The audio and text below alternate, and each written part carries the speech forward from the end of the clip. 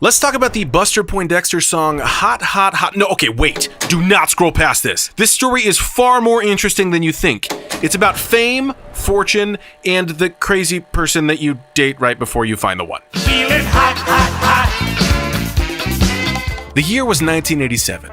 Singer David Johansen was in a band called the New York Dolls, and while they were well received critically, they hadn't had much commercial success. Tony Garnier was working as a bass player and had started making a name for himself working with a variety of artists, including Tom Waits on the 1985 album Rain Dogs. Then David Johansen decided to go in a different direction. He started performing under the pseudonym Buster Poindexter and singing a mixture of jazz, lounge, and calypso music. Then everything changed once Johansen heard a song by another artist named Arrow. Well, I was down in the islands a couple of years ago, and Hot, Hot, Hot was originally done by a guy named Arrow, who's a calypsonian.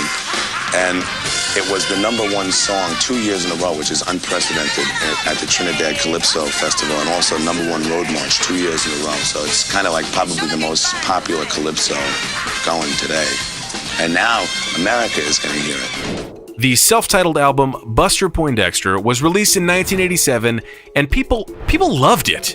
It changed David Johansen's life. The song peaked at number 45 on the Billboard Hot 100, and Buster performed on Saturday Night Live regularly. And who brought the low end on this life-changing track?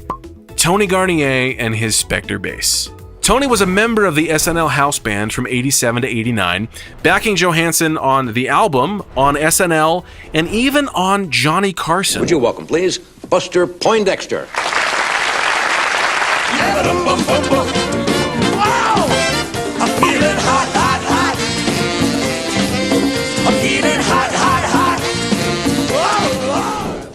Now, it's easy to sit here in the future and rail against how ridiculous this song is. But don't forget that between then and now, we've had Who Let the Dogs Out, The Macarena, and most recently, Old Town Road.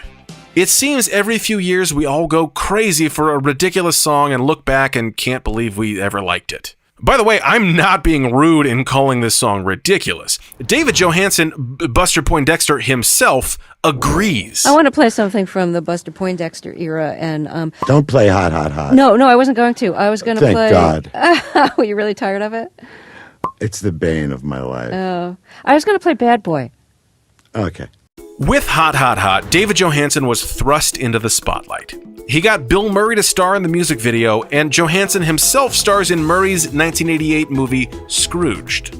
As for Tony Garnier, right after his stint with Buster Poindexter and this ridiculous song, he landed a gig that could not be more opposite. In 1989, he joined Bob Dylan on the Never Ending Tour, serving as his bass player, music director, and now longest-running band member. This tour has not stopped. Dylan has played more than 3,000 shows on this tour, and Tony has been on almost all of them.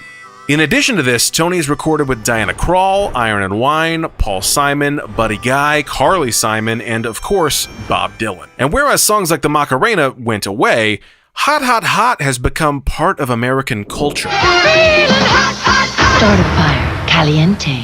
This is your captain speaking. The local temperature in Rio de Janeiro is hot, hot, hot, with 100% chance of passion. Feeling hot, hot, hot. Feeling hot, hot, hot. This song changed David Johansen's life, who still performs as Buster, by the way, solidified itself as part of American culture, and was the crazy gig that legendary bassist Tony Garnier did just before landing his tour with Bob Dylan. That's the power of a good bass line. I mean, I'm not saying you should go listen to it, but it's powerful.